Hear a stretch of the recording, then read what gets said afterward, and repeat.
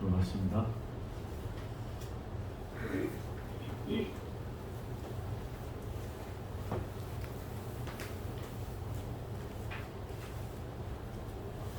어디 차례죠?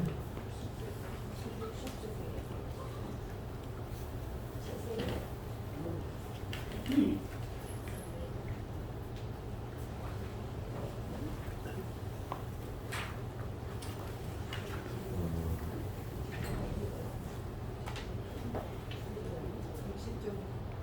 60쪽 지세보살. 저번 시간에는 이 보살품 가운데 광엄동자가 유마일에게 법문을 듣는 내용인데, 그 내용의 요지는 도량에 관한 내용을 법문하고 있어요. 도량은 공부를 하는 조용한 장소를 원래는 의미하지만, 이 유마고사는 이 도량이라고 하는 말이 결코 장소에만 국한하지 않고 마음을 내는 것이 곧 도량이라고 하는 말을 여기서 하고 있어요. 그래서 고든 마음 자체가 도량이고, 깊은 마음이 도량이고, 보리심이 도량이고, 또 육바라밀이 도량이고, 사무량심이 도량이고, 또 사서법이 도량이고, 사성제, 영기, 37조도품 이런 공부를 할 수 있는 모든 것이 도량이다. 해탈이 도량이고, 방편이 도량이고, 도량 아닌 게 없다. 심지어 중생이 도량이고, 또 일체법이 도량이고, 모든 것이 다 도량이다. 결국 어떤 경계에도 휘둘리지 않는 것이 도량이다. 이렇게 얘기할 수 있는 거예요. 마치 중생이 도량이라는 말은 중생이 곧 부처임을 자각하라는 게 이게 의미이고, 번뇌가 보리다, 생사가 열반이다, 이렇게 말하는 거랑 같은 말이죠. 그래서 이 도량이라고 하는 말에는 모든 것에 있어서 도가 아닌 게 없다. 네? 여러분이 하고 있는 일거수일투족 도가 아닌 게 없어. 그럼 도를 행하는 사람이면 그 사람은 뭐예요? 도인이 도인. 그러니까 여러분들이 내가 도라고 여기면 도인 거예요. 근데 도라고 여기지 않으면 도가 아닌 거죠. 그죠? 그 도라고 여기는 마음은 어떤 거냐면, 내가 깨달음으로 나아가고자 하는 그 과정에 일어나는 어떤 경계도 다 도다, 이 말이에요. 그러면 그 주어진 환경은 또 뭐겠어요? 도량 아닌 게 없는 거죠. 내가 공부하는 어떤 도량이든지 다 도량이다. 그게 시장바닥이든, 응? 아니면 여러분이 설거지하는 후원이든 공양간이든 다 할 것 없이 다 도량이다. 내가 마음을 내고 마음을 키우는 곳이라면 그것이 도량 아닌 게 없고, 내가 공부하는 마음이라면 도가 아닌 게 없다. 이것이 이 광엄동자가 도량을 물어보는 말에 대해서 유마고사가 대답한 내용의 골자예요.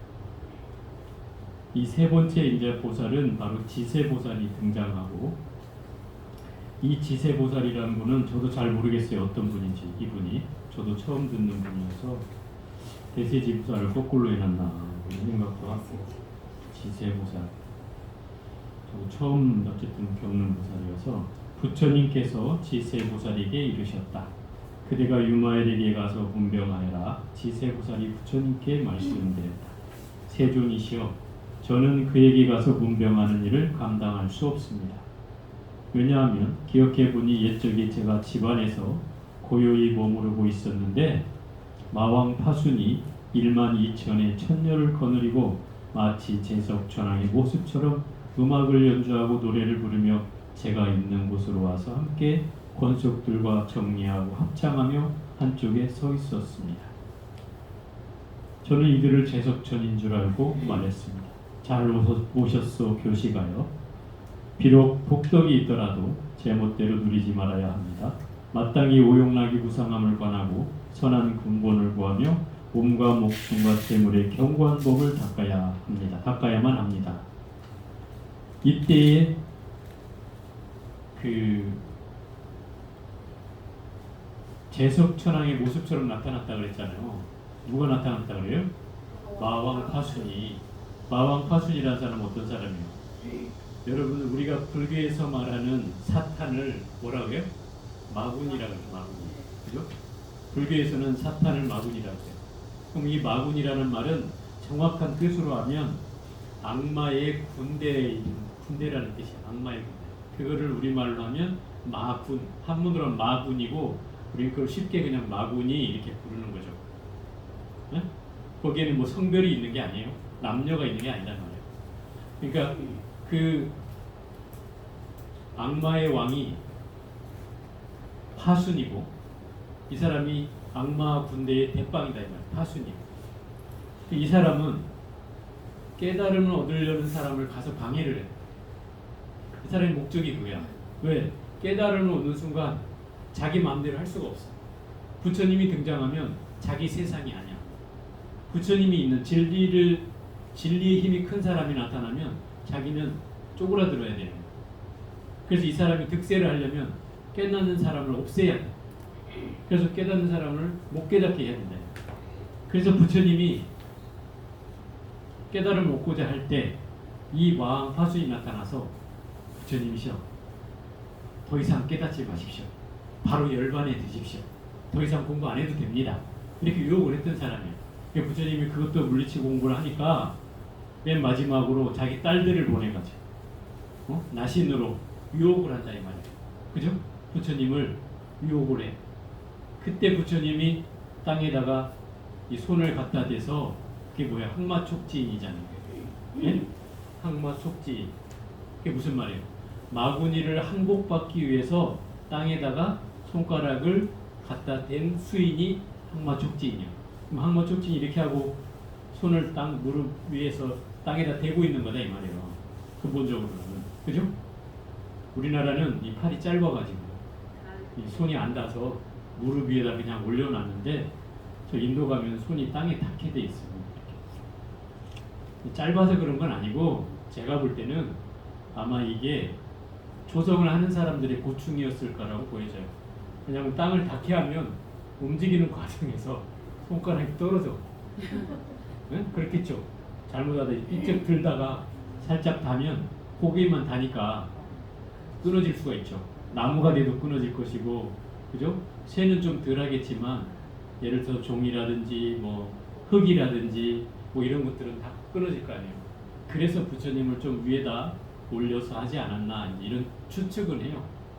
근데 인도는 뭐 팔 다리가 길어서이기도 하겠지만 부처님이 땅을 다 닦고 있는 건 아니에요. 부처님마다 다 닦고 있는 건 아닌데 닿는 분들이 주로 있더라 이 말인 거예요. 그래서 결국 이 항마촉진이라는 것은 그 나신들의 유혹을 부처님이 물려치기 마지막으로 마음의 경계예요. 사실은 이게 뭐 나신이 실제 나타나서 나를 유혹한다 이런 게 아니라 마음으로 음심을 일으키게 해가지고 깨달음을 못 얻게 하는 거예요. 근데 그것을 이 부처님은 그게 나신의 유혹인지를 알았던 거죠. 그래서 손가락으로 땅을 대가지고 그 마군을 항복받게 되는 그 장면이 부처님 깨달음 얻기 직전에 일어나는 수인이에요. 그걸 항마자라고도 하죠. 그런 마왕이 1만 2천 명의 천녀를 데리고 와서 이 천녀는 사실은 악녀야, 악녀. 마녀라고 해야죠, 마녀. 마구니의 그 자녀들이니까 마녀죠. 근데 이 사람들을 변신을 시켜가지고 제석천왕의 무리들로 변신을 시키고 자기는 제석천왕처럼 옷을 갖춰 입고, 예? 그리고 거기서 막 비파를 연주하고 막 하늘의 음악을 막 연주하면서 이 지세보살한테 나타난 거예요. 그러니까 당연히 이 지세보살이 물론 보살이긴 하지만 뭐 수승한 법을 가진 사람은 아니기 때문에 결국은 이걸 못 알아챘다는 거죠. 이렇게 변신을 한 것에 대해서 못 알아차린 거죠. 그래서 못 알아차리고 이들에게 오만 법문을 하는 거야 이제.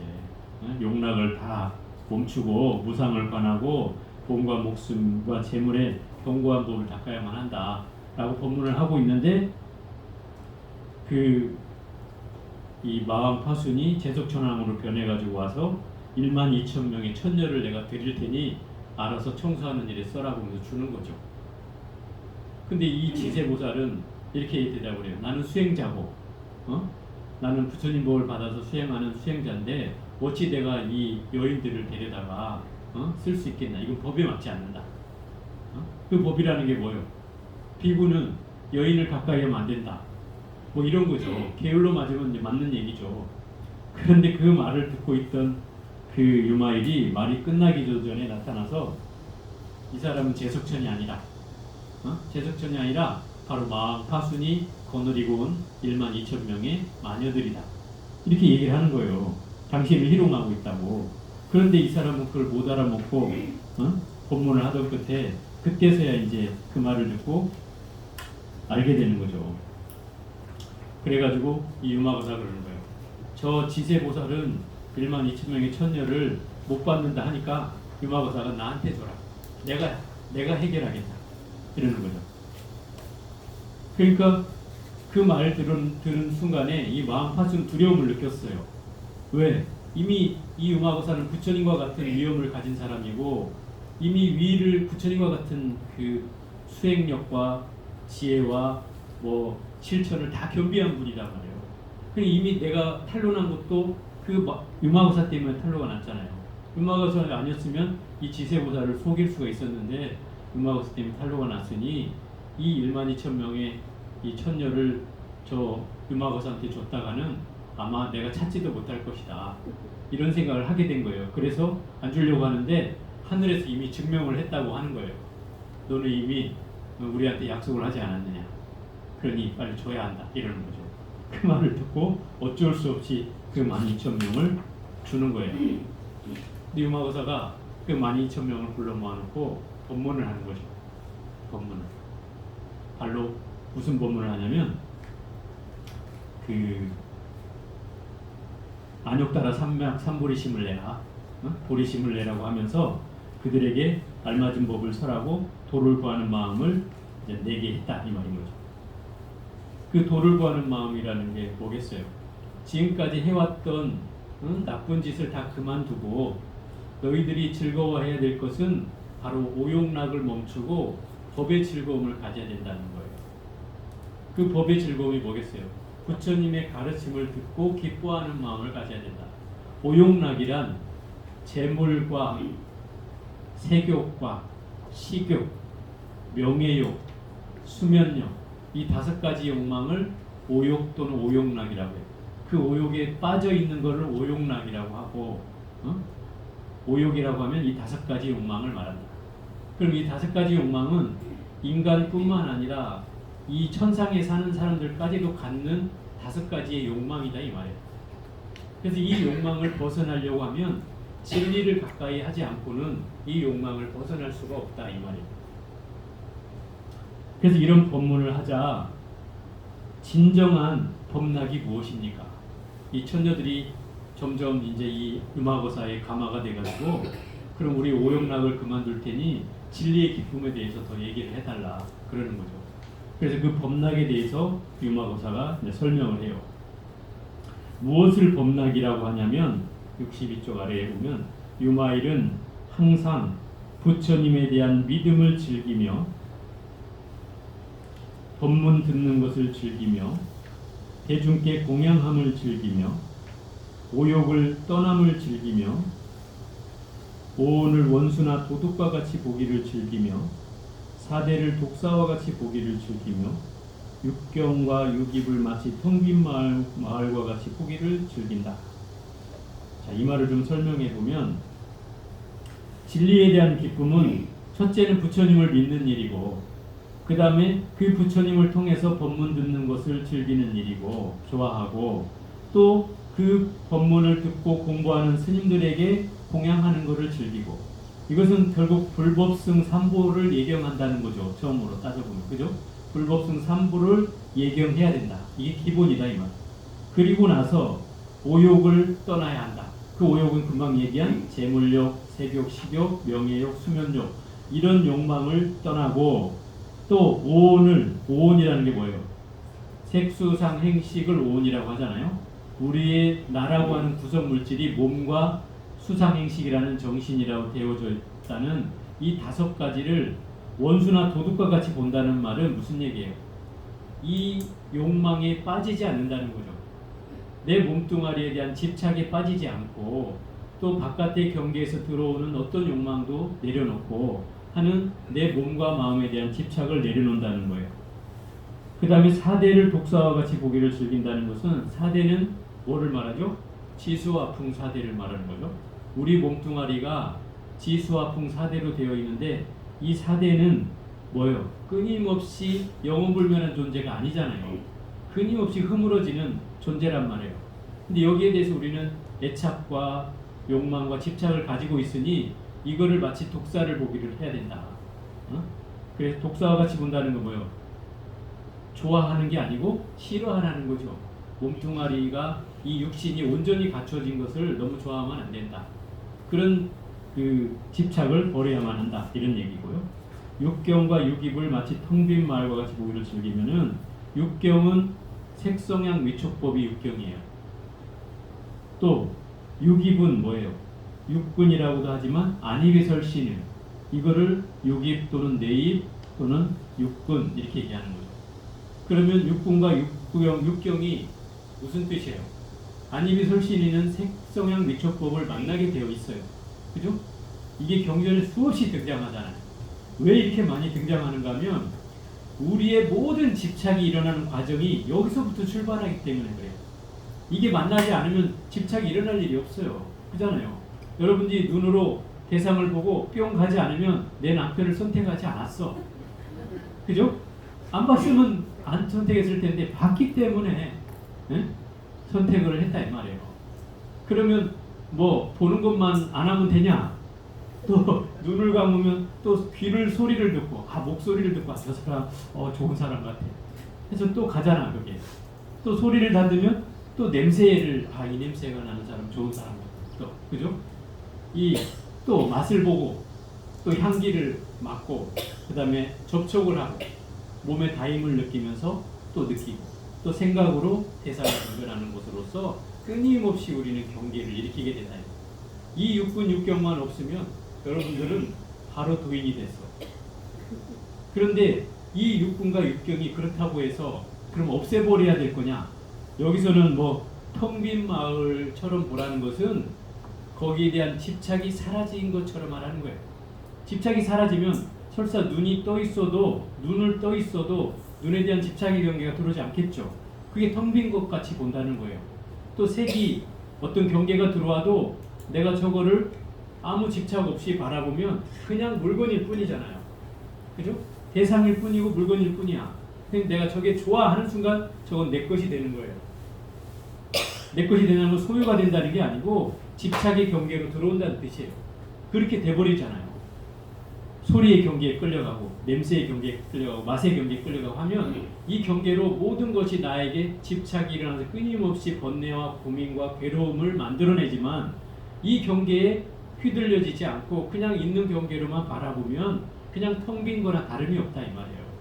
그런 것처럼 보라는 거죠. 그걸 즐기라는 거예요. 또 도를 구하는 마음을 수호하기를 즐기고, 중생을 유익하게 함을 즐기며, 중생을 이익되게 함을 즐기며, 스승을 공경하고 봉양하기를 즐기며, 널리 보시를 행하기를 즐기며, 계행을 굳게 지킴을 즐기며, 인욕하고 부드럽게 화합함을 즐기며, 부지런히 선근을 쌓기를 즐기며, 선정에 들어 산란하지 않음을 즐기며, 번뇌를 여의고 밝은 지혜를 즐기며. 이 6가지가 육바라밀이죠. 보시, 지계, 인욕, 정진, 선정, 지혜.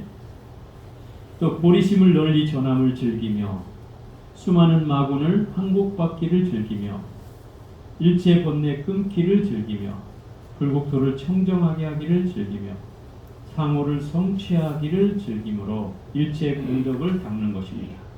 상호를 성취한다는 것은 부처님의 상호를 말하는 거예요. 부처님의 얼굴, 부처님의 위, 그런 부처님의 위를 나도 똑같이 성취하기를 바란다는 거죠. 그걸 즐기는 거예요. 그래서 일체 공덕을 닦는 것을 즐기라는 거예요. 또 도량을 장엄하기를 즐기며, 깊은 법문을 듣고도 두려워하지 않기를 즐기며. 깊은 법문을 듣고 두려워한다는 말은 어떤 얘기냐면, 예를 들어서 반야신경이나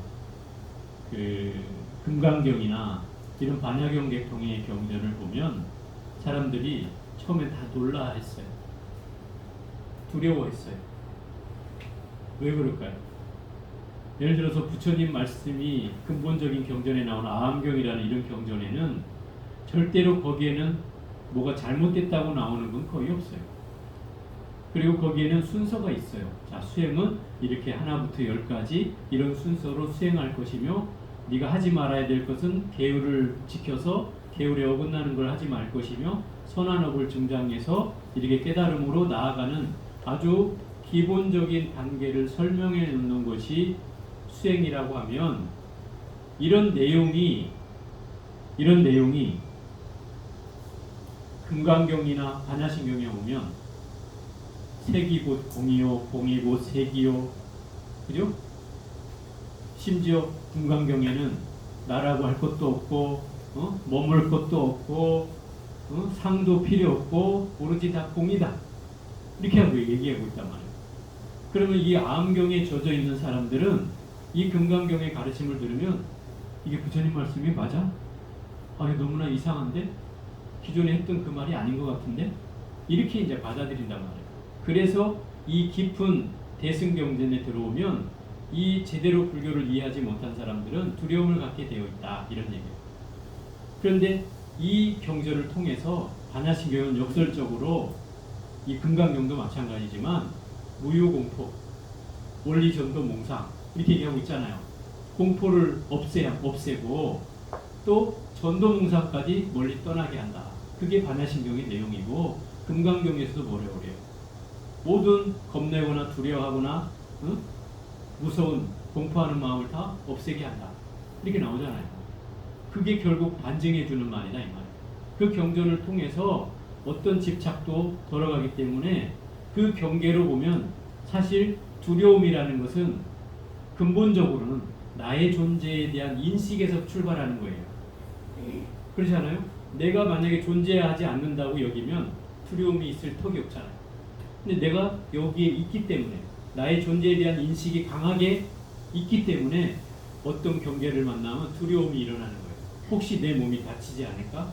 또 혹시 내가 놀라지 않을까? 하는 이런 마음이 일어나는 것은 나의 존재에 대한 인식이 있기 때문에 그런 거예요. 말하자면 집착이 있다는 뜻이에요. 내 몸에 대한 집착.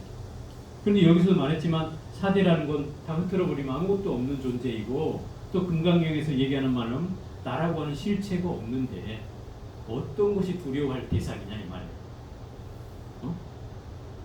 심지어 제가 저번 시간에 소개했나요? 그 승조라는 스님이 왕의 그 회유와 협박을 물리치면서 형틀 아래 칼 앞에 놓여있는 자기 목숨줄이 경각에 달려서 금방 형틀에서 칼로 내리치려고 하는 그 순간에 뭐라고 해요? 내 몸뚱아리는 이 오온으로 된 몸이어서 어차피 금방 없어질 몸이다. 썩어 없어질 몸이다. 당신이 나의 몸을 자른다고 하는 것은 마치 봄바람을 가르는 거나 진배가 없다. 이렇게 얘기했단 말이에요. 아, 이런 기계가 있어야지. 그렇지 않아요? 이게 어떤 내 목숨을 경각에 달린 그 두려움 속에서도 내 몸뚱아리가 부질없다는 것을 이미 알고 있기 때문에 그냥 봄바람을 가르는 거라는 것 뿐이야. 그러면 내가 그 죽음을 받았던들 괴로울 수가 있겠냐 이 말이야. 두려울 수가 있겠냐 이 말이죠. 무서워할 수가 있겠냐 이 말이야. 그러니까 그 왕도 어쩔 수가 없는 거죠. 협박을 하고 목숨을 죽이겠다고 하는데도 저런 개성을 읊어대니 어떻게 그런 사람을 죽이겠어요. 그래서 어찌 보면 두려움이라는 것은 우리가 이런 거예요. 백척 간두에 올라서서 백척이나 되는, 백척이면 얼마야? 한 30m 되나? 그 30cm씩 치면은 한 30m 되겠죠. 그럼 한 30m 되는 나무 꼭대기에 올라서서 내 두 발을 그 꼭대기에 올라서 서 있다고 생각해봐. 뭐 여러분들은 발발발 떨겠지. 다리가 부들부들 떨리는 게 아마 그 자리에 떨어질지도 몰라. 중심을 못 잡아서. 그런 상황에서 한 발을 내디디라고 하잖아, 부처님. 그 개송에 백척간두 진일보하라. 한 발을 더 내디디라. 거기서 두려움을 없애는 마음은 거기서 한 발을 더 딛는 마음이에요. 그럼 그 두려움을 없앨 수 있다는 거예요. 근데 누구도 이 중생의 경계에 있는 한은 거기서 한 발을 더 못 디딘다는 거죠. 그래서 깨달음을 못 얻는다는 거예요. 그 한 경계의 차이라는 거예요. 다른 게 아니에요. 거기서 한 발을 내딛는 그 마음이 이 부처님은 그 두 개성을 얻어 듣는 거잖아요. 한 발을 더 내딛음으로 해서.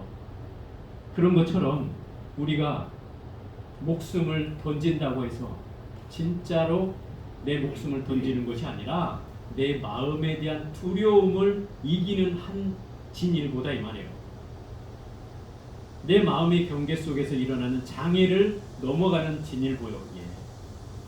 그걸 통해서 죽는 것이 아니라 결국 그래서 죽는 것이 사는 거라고 얘기하는 거예요. 그 죽어야 되는 건 뭘 죽어야 되냐면 내가 가지고 있는 두려움이나 공포, 상이라고 하는 이런 경계를 죽이라는 거예요. 그걸 죽이면 진정으로 사는 방법을 터득한다는 거예요. 그게 이 얘기를 하는 거예요. 그래서 깊은 법문을 듣고도 두려워하지 않기를 즐기며가 바로 그런 뜻이에요. 삼해탈문을 즐기되 때 아닌 것을 즐기지 않으며. 여기서 삼해탈문은 세 가지 해탈문을 말하는데 세 가지 깨달음을 얻는 문을 말하는 거예요. 공해탈문, 무상해탈문, 무원해탈문이라고 해요. 공해탈문은 뭐예요? 텅 비어서 그 텅 비의 이치로 깨달아서 해탈을 얻는 문을 말하고, 무상해탈문은 상이 없는 해탈을 얻는 문을 말하고, 무원은 바램이 없는 해탈문을 말하는데, 여기서 때 아닌 것을 즐기지 않으면은 바로 이 공해탈문, 무상해탈문, 무원해탈문의 이 삼매에 드는 때가 아닐 때가 바로 비시를 말하는 거다. 그때에는 즐기지 않으며 도반을 가까이함을 즐기며 비록 같은 도반이 아니더라도 마음의 성냄과 걸림이 없음을 즐기며 나쁜 선지식도 보호함을 즐기며 선지식을 가까이함을 즐기며. 이 대목에는 도반이라고 하는 것을 우리는 뭐 중요시 여기는 사람도 있고 별로라고 생각하는 사람도 있겠지만, 이 도반이라는 것은 부처님이 이 도반이라는 게 어떤 영향을 줍니까? 라고 물었을 때 부처님이 그렇게 얘기해요. 도반은 너가 공부해가는 그 도의 전부다. 도반이 주는 건 그거다. 도의 전부다. 절반도 아니고 전부다. 이렇게 얘기해요. 왜 전부라고 얘기하냐면 그 도반이라는 존재가 나를 깨우칠 수 있기 때문에 그렇다. 또 깨우침의 계기를 만들어줄 수 있기 때문에 그렇다는 거예요. 그래서 전부라고 얘기하는 거예요. 나를 깨닫게 해준다면 그 도반이 정말 스승이나 마찬가지 아니에요? 그죠? 그러니 여기서 좋은 도반, 나쁜 도반을 가리지 말라는 거예요. 그 경계가 잘못됐다는 거죠. 또 선지식에도 나쁜 선지식, 좋은 선지식을 가리지 말라는 거예요. 예를 들어서 이런 거죠. 초심자는 처음 이 불법에 든 사람은 당연히 좋은 선지식을 찾아야 되겠죠. 그래야지 좋은 가르침을 따라서 길을 잘 찾아가지고 잘 공부해 갈 거 아니에요. 그죠? 그런 경계라면 당연히 좋은 선지식이 필요하지만 우리가 한 경계를 넘은 사람이라면 좋고 나쁨의 경계를 떠나야 된다는 거예요. 그게 이 음화경에서 가르쳐 주는 거 아니에요? 그죠? 나쁜 경계를 만나면 아, 저 사람이 나의 스승이구나. 저렇게 하지 말라는 걸 가르쳐 주는 거로. 그죠? 또 나쁜 도반을 만나면 아, 저 도반이 나한테 경계를 일러주는구나. 아, 저렇게 나쁜 짓을 하지 말라고 알려주는 거야. 아, 이렇게 알면 그 도반도 결코 나의 스승이 될 수 있는 거죠. 나한테 깨우침을 줄 수 있는 거예요. 그러니 우리가 어떤 경계로든지 어떤 경계를 만나든지 그것을 내가 잘 마음만 내면 스승 아닌 사람이 없어지는 거죠. 선지식이 아닌 사람이 없고 도반이 아닌 사람이 없어지는 거예요. 마음이 청정한 기쁨을 즐기며 한량없는 도품의 법을 부지런히 닦음을 즐기는 것이 바로 보살의 법락입니다. 한량없는 도품의 법이 뭐예요? 이게 37도도품을 얘기하는 거예요. 37도도품. 37가지의 깨달음을 얻는데 도움을 주는 수행 방법. 37도도품. 그때 마왕 파순이 모든 천녀들에게 말했습니다. 나는 그대들과 함께 천궁으로 돌아가려 하노라. 처녀들이 대답했습니다.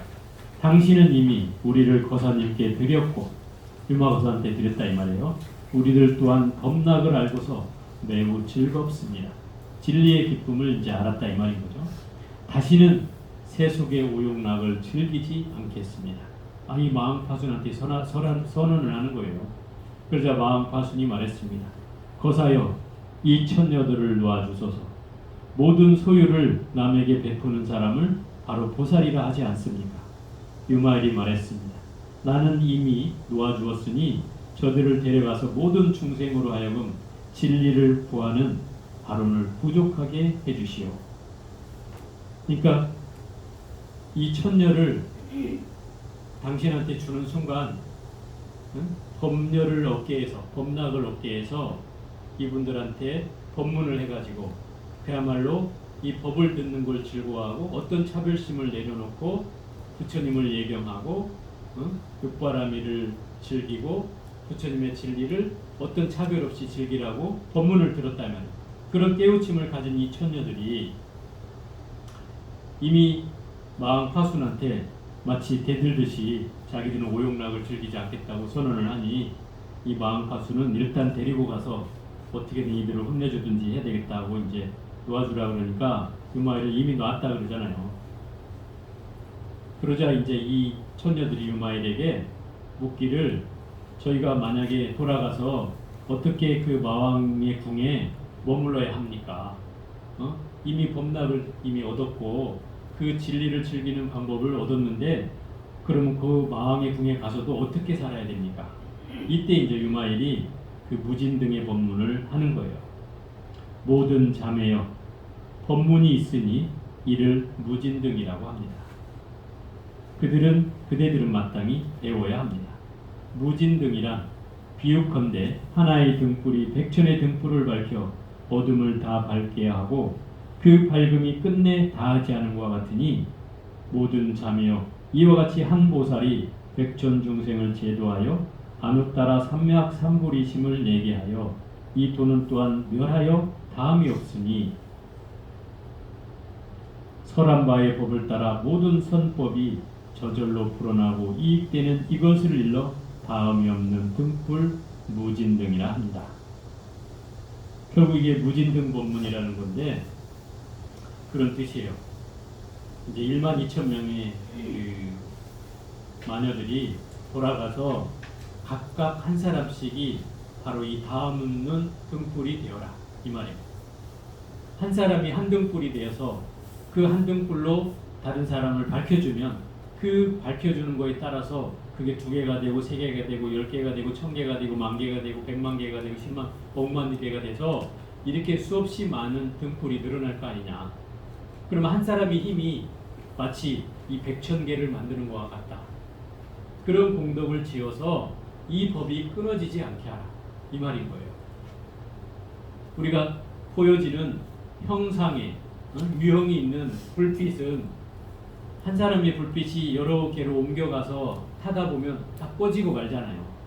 그죠? 그 불이 다 하면 꺼지겠죠. 근데 이 무진등은 꺼지지 않는 불이라 이 말이에요. 꺼지지 않는 불이라는 건 뭐예요? 결국 마음의 불을 켜서 부처님의 가르침을 전하라는 뜻이죠. 진리의 등불을 전하라 이 말이에요. 그래서 그 진리의 등불을 전하면 그게 수많은 사람에게 전해져서 그 불빛이 꺼지지 않듯이 그 불법의 가르침도 끊어지지 않고 모든 사람에게 전해질 것이다. 그런 불빛을 전하라는 거예요. 그게 바로 무진등 법문이에요. 그대들은 비록 마왕 궁에 머물더라도 이 다음 없는 등불로 무수한 천자와 천녀들에게 안웃따라 삼맥삼보리심을 내게 한다면 그것이 부처님의 은혜를 갚는 일이며 또한 모든 중생을 크게 이익되게 하는 것입니다. 그러니까 이 천자와 천녀들에게 이 무진등의 그 법과 법문을 통해서 모든 사람에게 보리심을 내게 하라. 결국 유마경의 핵심은 바로 모든 사람에게 보리심을 내게 하는 거예요. 보리심을 내게 하는 거예요. 끝에는 전부 다 안웃따라 삼맥삼보리심을 내었다. 이런 대목이 나오잖아요. 100명의 천자가 100명의 200명의 비구가 또 200명의 그 장자들이 이렇게 해서 다 아누따라 삼맥 삼보리심을 내었다 이렇게 나오잖아요. 그럼 결국 이 유마경은 모든 중생들에게 보리심을 내게 하는 것이 목적인 거예요. 따져보면. 그래서 그때 천녀들 모두 유마일의 발에 머리를 조아려 예경하고는 마음을 따라 궁으로 돌아가니 호련히 사라졌습니다. 세존이시여, 유마일은 이처럼 자제한 신통력과 지혜와 변제가 있습니다. 그러므로 저는 그에게 가서 문병하는 일을 감당할 수 없습니다. 바로 이 지세보살은 보살이 그렇게 어리석기는 하겠어요. 그런데 이제 이 유마보살을 돋보이게 하려다 보니까 이 10대 제자도 그렇지만 이 보살들도 결국 유마보살한테 당하는 그림으로 만들어진다 이 말이에요. 그래서 이 유마보살가 그 12,000명의 마왕 화순이 그 천녀들과 함께 나타나서 제석천왕으로 변장해가지고 마치 천녀들과 함께 내려오는 것처럼 해서 이 지세보살한테 등장을 했는데 이 지세보살은 그걸 모른 채 이들에게 오용락을 벌이라고 법문을 하다가 그 12,000명의 그 천녀를 데리고 와서 쓰라고 주는 통에 그걸 못하겠다고 하는 그 찰나에 유마거사가 등장한다. 그래서 유마거사가 이건 지금 마음 파순이 당신을 희롱하는 것이다 라고 해서 그 천녀들을 데려다가 법문을 한다 이 말이에요. 그 법문을 통해서 그 12,000명을 깨우치고 그들을 다시는 오용락에 빠지지 않게 이 법락의 그 진리에 대한 즐거움으로 법문을 해서 그들에게 어떤 차별도 갖지 않는 법에 대한 즐거움을 갖게 했다 이 말이죠. 그걸 통해서 이들에게 무진등의 마지막 법문으로 그들을 깨우쳐서 한 사람의 그 불빛이 100,000만 명의 수많은 사람들에게 불빛이 전해져 가듯이 결국 옮겨가듯이 그 부처님의 법문을 한 사람이 전해서 또 많은 사람이 깨닫게 한다면 그것에 의해서 이 불법은 영원 불멸하게 끊어지지 않는 무진등처럼 다음이 없는 등불로 그 불이 사라지지 않듯이 이 불법도 또한 사라지지 않은 채 전해질 것이다. 그런 가르침을 지금 설하고 있는 것이 바로 이 지세보살 장이에요. 결국 이 유마고사의 얘기는 지금까지 시종일관 배우고 있는 것이 뭐냐면 그 법의 즐거움이라는 것도 어떤 경계든 다 법의 즐거움이라고 할 수 있다. 다만 그것이 부처님의 가르침에 어긋나지만 않으면 된다. 이런 내용이고 설사 부처님 가르침에 어긋난다 하더라도 그 진리를 좋아하는 사람이라면 그들이 행하는 모든 것은 다 부처님의 가르침이라고 얘기할 수 있다. 그래서 여기에서는 어떤 세속적 즐거움보다는 법에 대한 즐거움을 쫓아서 그야말로 이 수행을 해갈 것을 얘기하고 있는 경전이 바로 이 지세보살 장입니다. 이 장이 결국은 그 보살품 가운데 세 번째 등장하고 이 보살품 가운데는 4명의 보살이 등장하는데 이제 마지막 선덕이라는 사람만 남겨져 있어요. 장자의 아들로 등장하는데 이 선덕은 우리 경전에는 수다타 장자로 알려진 사람이에요. 그분이 이제 원래 이름이 수다타고 거모로는 풀어서 선덕이라고 얘기를 해요. 이 시간은 이제 다음 시간에 마지막 시간에 하기로 하고요. 오늘은 여기까지 해보도록 하겠습니다.